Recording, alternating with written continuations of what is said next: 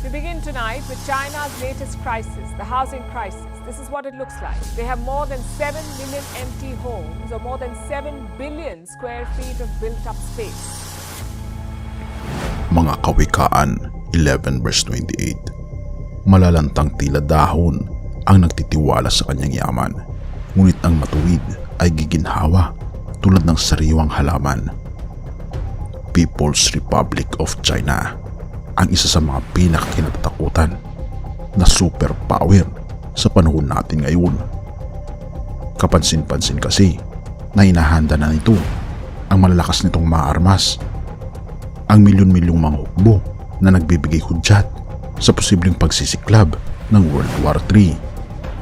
Ang superpower kasi na People's Republic of China ay tila baga hindi matitinag dahil kapansin-pansin ang pag-angat ng ekonomiya nito na bali-balita rin sa mga major news outlet. Ngunit isang pahayag, mga kaibigan, ang itinatago ng China sa mata ng iba't ibang bansa. Ito ay tinutukan ng isa sa mga sikat na vlogger na nakatira ngayon sa China at nakita niya na may cancer ang China na unti-unti nitong pinapatay ang napakalakas na superpower ng China. Atin itong pag-usapan, mga kaibigan. China's nightmare is coming. Ito pa ang balita ng China Observer, isang news flagging network ng People's Republic of China, dahil pabagsak na ang ekonomiya ng China. At hindi lamang yan, pabagsak na rin ang birth rate ng China.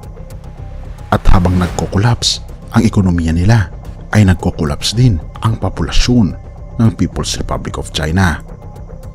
Napakarami ang mga negosyong nagko-close ngayon sa China. At hindi lamang yan, ang mga bangko ay halos pa-collapse na rin dahil sa mga nangyayari ngayon sa bansang China. Ang unemployment rate ng young people ay napakataas at nagbabol na rin ang real estate na kung saan anytime ay babagsak na rin ang industry ng real estate sa China.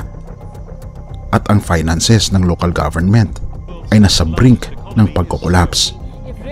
Ang mga serya ng mga problemang ito ay tumama sa People's Republic of China na tila baga pinaparusahan sila ng langit dahil suktulan na ang kanilang pagkakasala. Kapansin-pansin kasi na hindi nila kinikilala ang ating Panginoong Diyos, at dahil sa sariling kasakiman lang nila ang kailang pinapairal ay nagbibigay ito ng matinding sakit sa ekonomiya at gobyerno ng bansang China, na ang higit na naapektuhan ay walang iba kundi ang mga inosente mga Chinese na akala nila ay malakas ang kanilang bansa, kundi ito pala ay isang hoax lamang. At ang problemang ito ay nagsimula noong nagkaroon ng mga series ng lockdowns ang China. Ito ay nangyari noong taong 2021 hanggang 2022. Nagkaroon ng financial crash ang bansang China na hindi nila ipinapaalam sa mga iba't ibang bansa. At makikita natin dito, nagkaroon ng overall fiscal deficit. Ibig sabihin, nasa brink ng pag-collapse ang ekonomiya ng China. Dahil bumagsak din ang kaperahan ng gobyerno ng China na ito sana ang tutustos sa healthcare, education, transportation at pagpapatayo ng mga importanteng facilities para sa mga mamayan ng China. At kung ating mapapansin, naghihirap na nga ang bansa ng China, ay ang leader pa na si President Xi Jinping ay nilalaan pa nito ang kaperahan ng China, hindi para sa mga mamayan kundi para sa digmaan. Dahil ipinapakita ni Xi Jinping na malakas ang kanyang sandata kung sakali mang magkaroon ng World War III. Ngunit hindi niya iniisip ang kapakanan ng kanyang mga mamayan. At kung ating makikita, mga kaibigan, napakarami na mga Chinese people ang nagpapahayag ng kanilang pagdismaya sa gobyerno ni President Xi Jinping.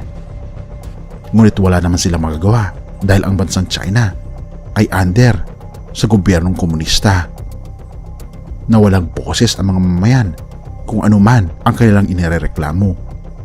Hindi katulad sa ating bansa na kahit sino ay pwedeng mag-voice out ng kanilang mga problema at sila ay tutulungan ng gobyerno.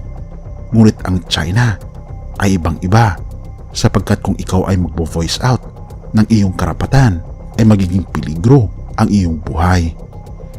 Tunay nga mga kaibigan na tayo ay nasa mga peligrong mga kapanahunan sapagkat kapansin-pansin na wala nang tatayo na pinakamalakas na bansa sa ating mundo ngayon kundi ang bansa at kingdom ng ating Panginoong Diyos. Daniel 2 verse 44. Sa panahon ng mga haring iyon, ang Diyos sa kalangitan ay magtatatag ng isang kahariang hindi maibabagsak kailanman. Ni masasakop ni numan, dudurugin nito at ganap na wawasakin ang iba pang kaharian. At mananatili ito magpakailanman, kahit hindi na makakabangon ang mga iyon kahit kailan. Tunay nga mga kaibigan na ang mga kaharian sa ating mundo ay pabagsak ng pabagsak dahil parating na ang tunay na kaharian na mananatili magpakailanman, na hindi madudurog o mababagsak, kundi siya pa ang dudurog sa lahat ng mga bansa sa ating mundo. Ito ang kaharian ng ating Panginoong Diyos. Ang tanong ay, gusto mo ba na makabilang sa kaharian ito? Tayo manalangin kaibigan. Ama naming Banal makapangyarihan naming Diyos, tunay nga po na ang lahat ng mga kaharian dito sa lupa ay papunta na sa pagkawasak. Tulungan kami Panginoon at tanggapin niyo po kami na makabilang sa inyong kaharian na hindi mawawasak kailanman. At tulungan kami na manampalataya sa aming Panginoong Jesucristo, ang hari ng mga hari at presidente ng lahat ng mga presidente. Purihin ka o aming Panginoong Diyos at patawarin po kami sa lahat ng aming pagkukulang at pagkasala sa pangalan ni Jesus. Amen.